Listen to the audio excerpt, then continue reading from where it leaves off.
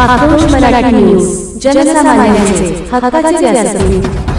खंडाळ्याच्या नवीन बोगद्याजवळ भीषण अपघात, अज्ञात वाहनाच्या धडकेत तरुण गंभीर जखमी।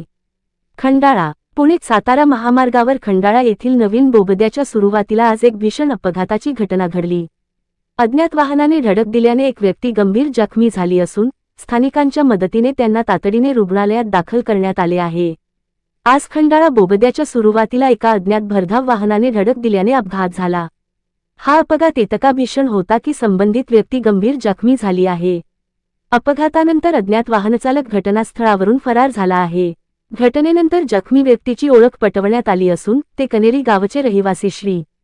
सागर पवार असल्याचे निष्पन्न झाले आहे। त्यांची प्रकृती चिंताजनक असल्याने त्यांना तातडीने उपचारासाठी मानस हॉस्पिटल येथे भरती करण्यात आले आहे।